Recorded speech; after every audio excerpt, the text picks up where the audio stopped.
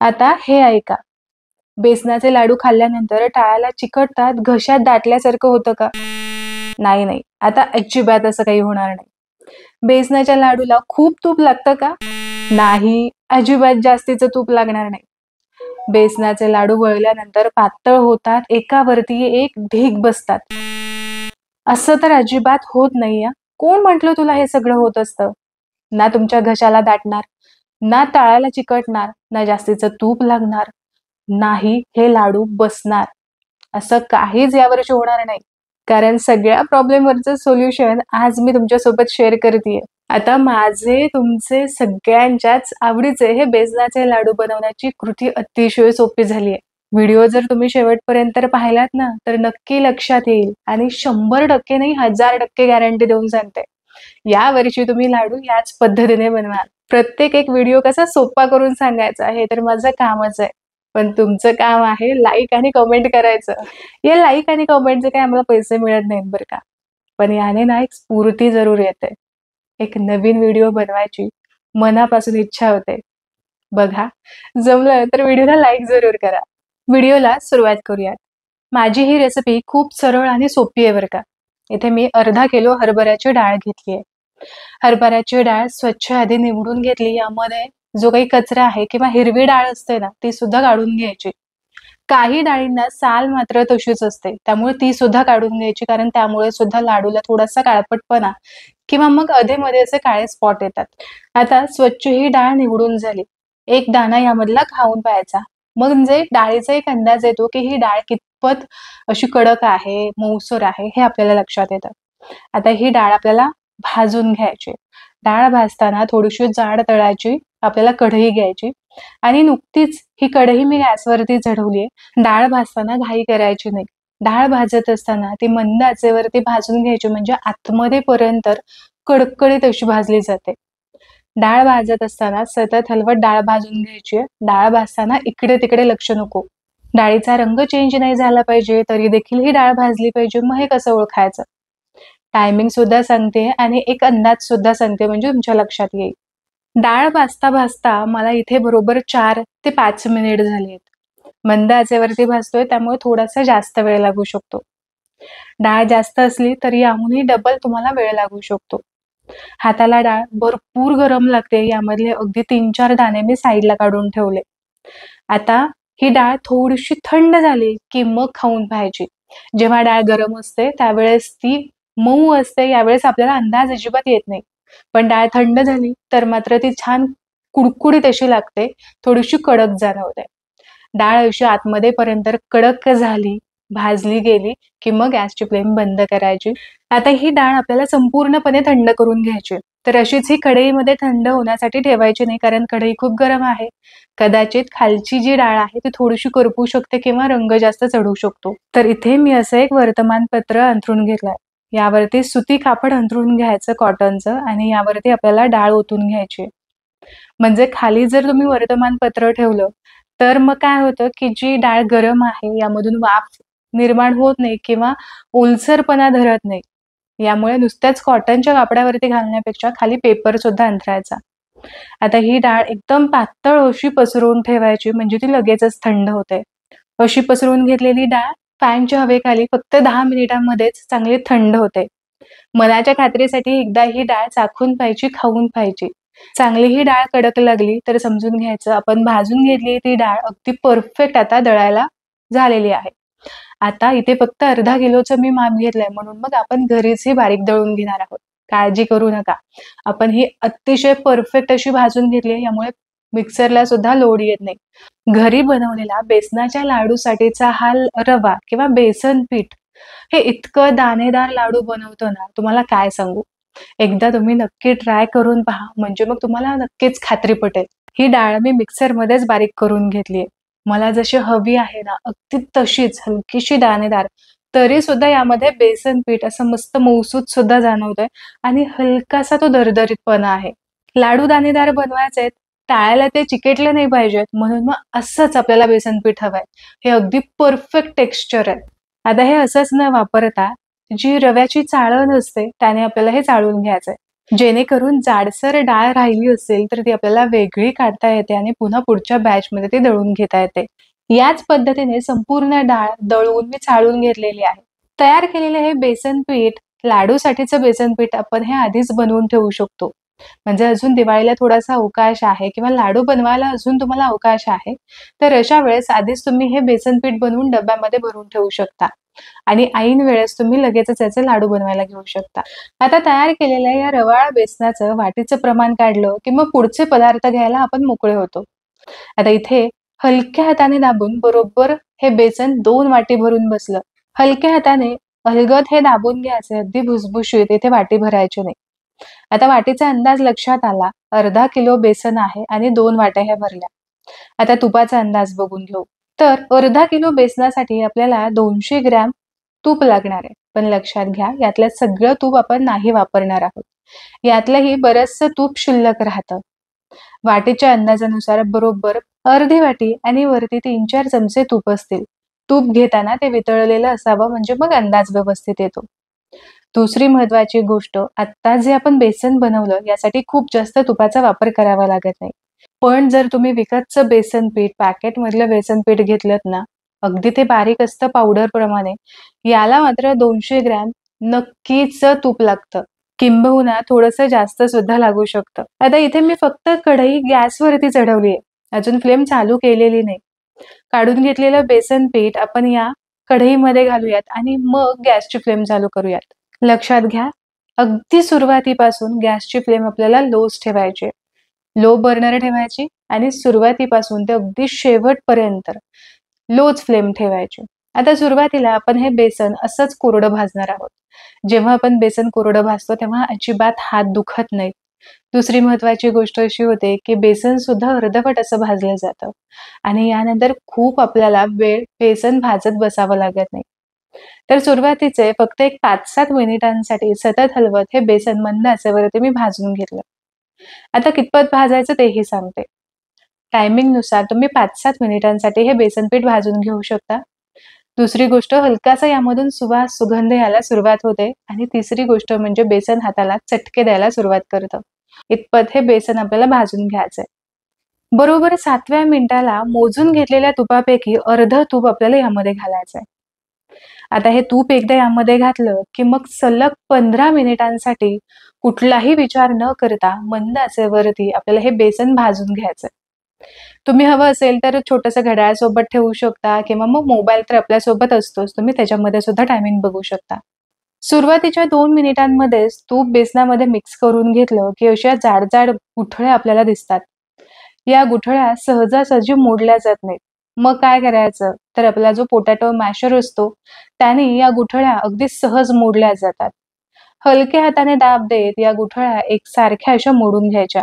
अगदी सहज अशा या गुठळ्या मोडत आहेत आणि तूप सुद्धा या बेसनाला अगदी परफेक्ट असं लागलं जातं. आता यानंतर आपल्याला सलग हे बेसन परतून घ्यायचंय. पण अधूनमधून तुम्हाला असं वाटलं की गुठळ्या होतायत, तर मग अशा पद्धतीने पोटॅटो मॅशरने तुम्ही हे मॅश करून घेऊ शकता आणि हे बेसन भाजून घ्यायचंय. आता इथे बरोबर 15 मिनिट झालेत आणि सुरुवातीपासून ते आतापर्यंत 20 मिनिट झालेत. सुरुवातीला आपण 5 मिनिट जे कोरडं बेसन पीठ भाजून घेतलं ते 5 मिनिट आणि आत्ताचे 15 मिनिट. आता यानंतर तुम्हाला असं लक्षात येईल की यामध्ये अजिबातच तूप रिलीजच होत नाहीये. मग उरलेल्या तुपापैकी फक्त 3 चमचे तूप आपल्याला यामध्ये घालायचंय आणि जे काही मॅजिक होते ना, तुम्ही आता ते स्वतः डोळ्यांनी पहा. तूप घातल्याबरोबरच या मिश्रणाला छान बाइंडिंग यायला सुरुवात होते. आणखीन फक्त 5 मिनिटांसाठी घातलेल्या तुपासोबत आपण हे बेसन पीठ परतून घेऊ. फक्त सलग 5 मिनिटांसाठी हे मी परतून घेतलं. हलकंसं तूप रिलीज व्हायला सुरुवात झाली. आता बरोबर 25 मिनिटांसाठी मी हे बेसन भाजून घेतलंय. आता तरी देखील मला असं वाटतंय की आणखीन थोडंसं हे बेसन भाजायला हवं. म्हणून फक्त इथे मी 1 चमचा तूप घातलंय. अजूनही हे तूप बरचसं शिल्लक आहे. तूप घालून फक्त 2 मिनिटांसाठीच आपल्याला परतून घ्यायचंय. आणि आता इथे तुम्ही बघू शकता मस्त तूप रिलीज व्हायला सुरुवात झाली. आता बेसनाचे लाडू दाणेदार तर होतीलच, पण आणखीन दाणेदार व्हायला हवे, टाळ्याला चिकटायला नकोत, म्हणून मग आपण यामध्ये थोडंसं दूध घालणार आहोत. ज्यावेळेस तुम्हाला खात्री पटेल की बेसन पीठ भाजलेलं आहे, आता आपण याचे लाडू करू शकतो. या वेळेसच इथे आपल्याला दूध यामध्ये घालायचंय. दुधाऐवजी तुम्ही संपूर्णपणे इथे पाणी सुद्धा घालू शकता. दूध रूम टेम्परेचरचं असावं आणि गॅसची फ्लेम लोच असावी. घातलेलं दूध पटकन या मिश्रणामध्ये मिक्स करून घ्यायचं आणि सतत हलवत यामधलं जे दूध आहे ते संपूर्णपणे त्याची वाफ होईपर्यंत आपल्याला हे परतून घ्यायचंय. म्हणजे साधारण आणखीन आपल्याला 5 मिनिट परतावं लागेल. दूध मिक्स करून घेतलं की काही वेळानंतर साधारण 2 मिनिटानंतरच हे मिश्रण चांगलं दाणेदार आणि रवाळ दिसायला लागलंय. दूध घातल्यानंतर फक्त 5 मिनिटांसाठी हे परतून घ्यायचं. यापेक्षा जास्त वेळ परतायची किंवा अगदीच कमी सुद्धा परतू नका बरं का. आता फक्त नावाला 1 चमचा मी इथं तूप घातलंय की जेणेकरून छान याला चकाकी यावी, बाइंडिंग यावं. यासाठी इथं फक्त चमचाभर मी तूप घातलं. तूप घालून फक्त मिनिटभरासाठी परतून घेणार आहे.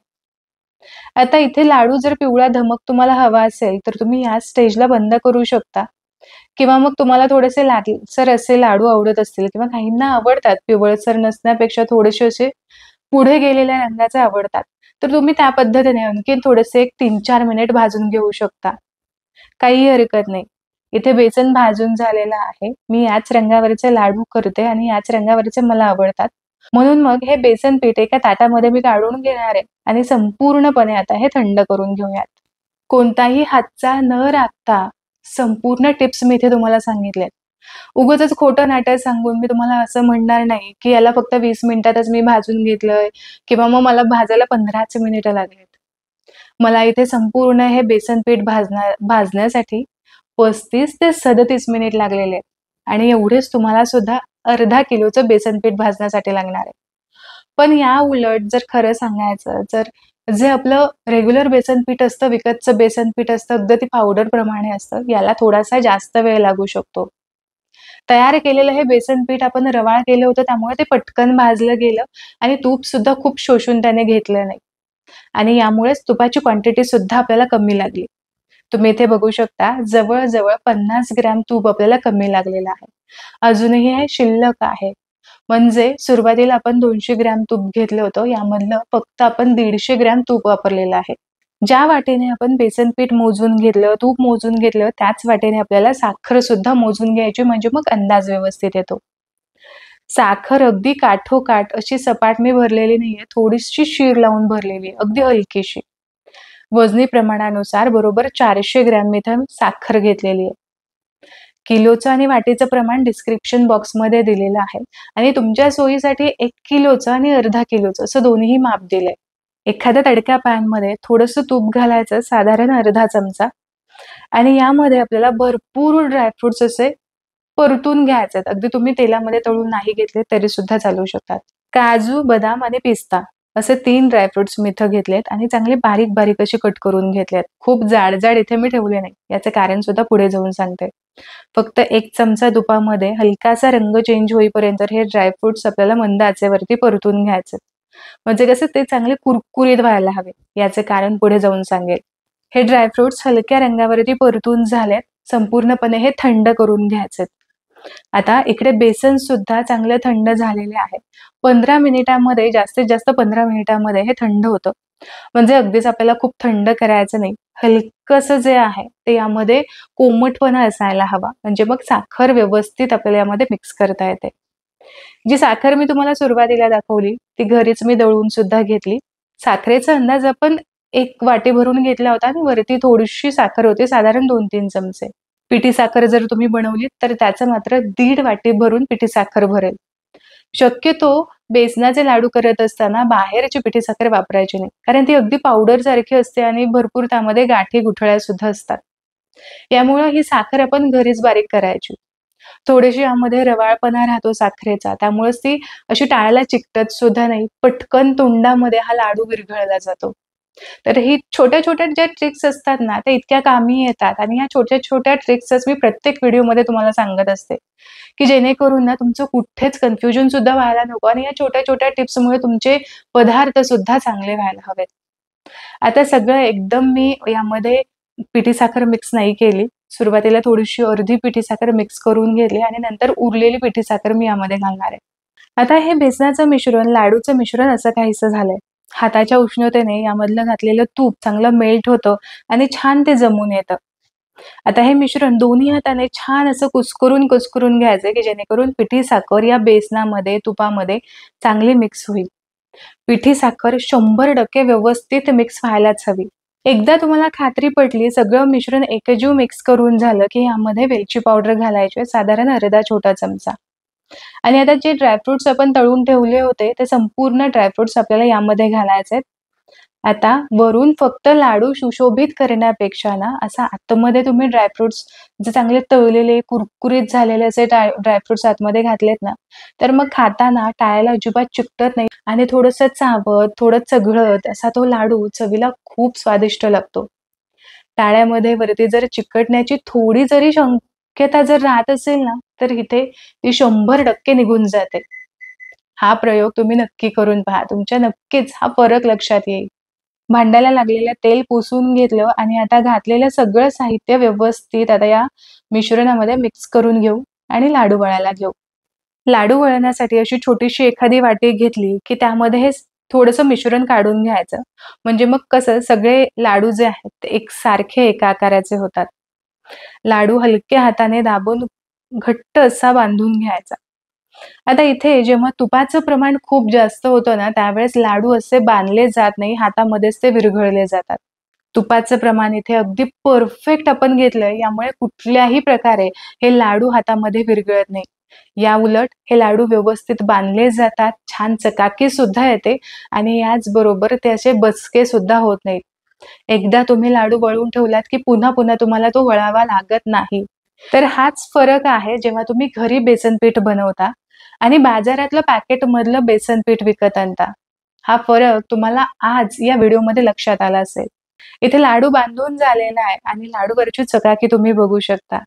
किती सुरेख असा लाडू दिसतोय. अजिबात हा मेल्ट होत नाही किंवा एक्स्ट्राचा असं तुपकट सुद्धा दिसत नाहीये. अशाच पद्धतीने उरलेले सगळे लाडू मी बांधून घेते. अर्धा किलो बेसनाचे बरोबर 25 ते 26 मध्यम आकाराचे लाडू तयार होतात. इथे लाडूवरची चकाकी तुम्ही बघू शकता. मस्त चकचकीत असे हे लाडू दिसतायत. खाल्ल्यानंतर अजिबात हे घशामध्ये दाटत सुद्धा नाहीत. त्यामुळे मी प्रत्यक्षात खाऊनच तुम्हाला दाखवते. हम्म, लाडू चांगले जमून आलेत. या पद्धतीने लाडू नक्की ट्राय करून पहा. आणि आशा करते की आजची ही रेसिपी तुम्हाला आवडली असेल. रेसिपी आवडली तर व्हिडिओला लाईक जरूर करा. तुमच्या मित्रपरिवारामध्ये नक्की शेअर करा. हा व्हिडिओ सेव्ह करून ठेवा. तुम्हाला नक्कीच उपयोगात येईल. पुन्हा भेटूया अशाच एका उपयुक्त रेसिपीसोबत. तोपर्यंत स्वस्थ राहा आणि मस्त-मस्त खात राहा.